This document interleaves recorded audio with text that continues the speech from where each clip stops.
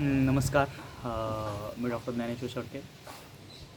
मी जामनेर येथे new Muktai integrated healing centre इथं माझं क्लिनिक आहे. आणि आज मी फॅमिली डॉक्टर आणि जनरल सर्जन म्हणून काम करतो.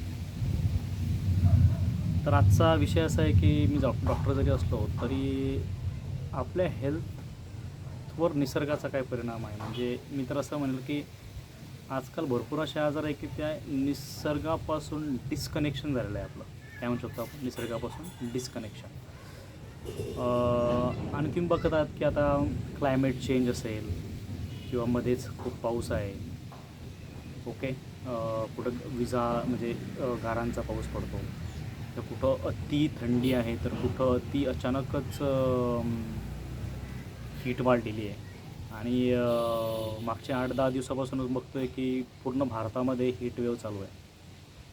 तर मुळात प्रॉब्लेम असा आहे की भरपूर लोक, म्हणजे त्यामध्ये शिकलेले असो अडाण्या, म्हणजे जे लोक कमी शिकलेले आहे यांना गरमीचा जो त्रास आहे हा उन्हाळ्यात तर होतोच. आणि त्याच वेळेला त्यांना असं वाटते की झाडं तोड झालेले, वृक्षतोड झालेले, त्याच्यामुळे प्रॉब्लेम आहे. आणि 1-1.5 महिना ते सहन करतात. त्याच्यानंतर पाऊस सुरू झाला की ते विसरून जातात. म्हणजे हे प्रत्येकाचं आता म्हणजे ते सवय झाली प्रत्येकाला.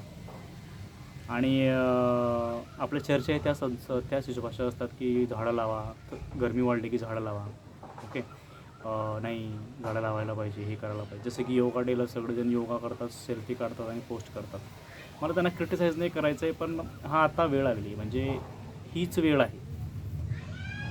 आणि आत्ता जर आपण लेट झाले तर पुढच्या 10 वर्षात क्लायमेट चेंज हा ड्रास्टिकली होणार आहे. आता ते सुरुवात झालेली आहे 10 वर्ष अगोदर, अजून 10 वर्षानंतर खूप लेट होणार. त्याच्यामुळे मला असं वाटतं की प्रत्येकाने, कोणी असो तो, प्रत्येकाने जीवनात 1 ते 2 झाड तरी लावा आणि ते जगवा.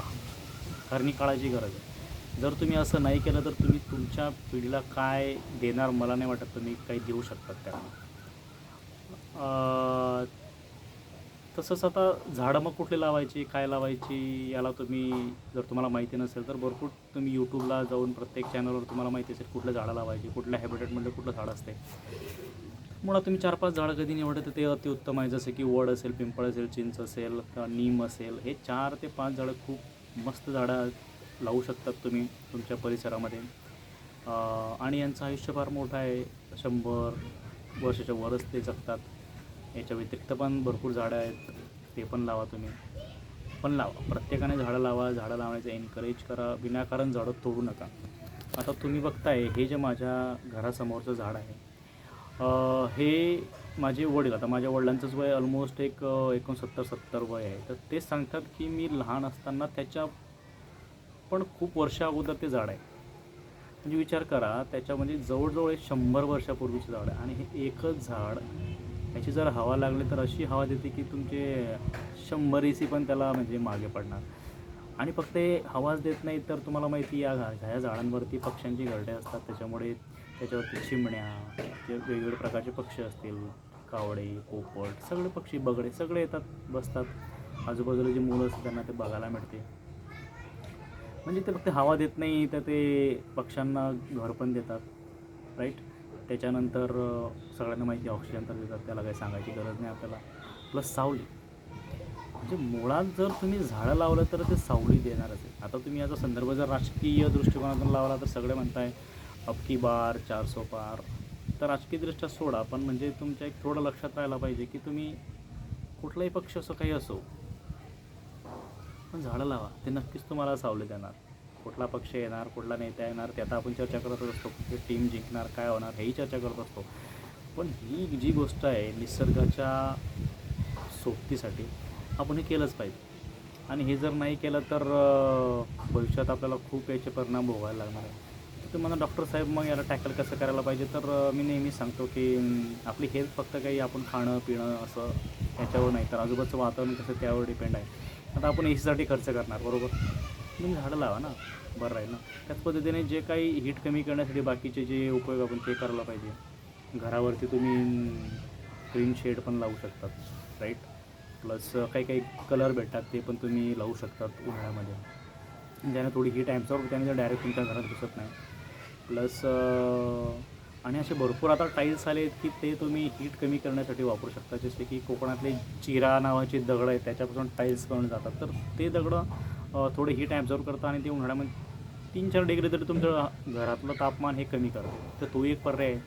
बरोबर, कारण ऑलरेडी आता सिमेंटचे जंगलं वाढले आणि ते भरपूर लोकं आता खेडेगावामध्ये पण 60-70% लोकांची घरं तशीच आहेत आणि तेही आता काळाची गरज आहे. पण त्यातल्या त्यात त्याच्यामध्ये आपण काही मॉडर्न आणि ट्रॅडिशनल पद्धतीने काही चेंज करू शकतो का? जसं की चुनामाती या पद्धतीने शेण वगैरे याचा उपयोग करून जर आपण विटा बनवल्या तर चांगलं नाही का?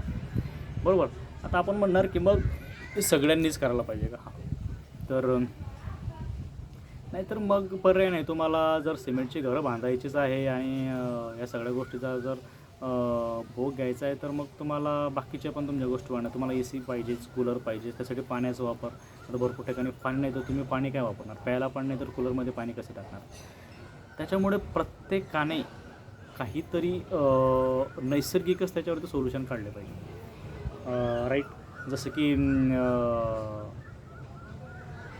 गावात असेल तर तुम्ही जे गावामध्ये आता जे कपाशी असते किंवा तूर असते किंवा कडबा असतो याचा तुम्ही तुमच्या पत्रांवरती किंवा तुमच्या घरावरती थोडा शेड करून ते टाकू शकता जेणेकरून तुमचं घराचं तापमान थंड राहील.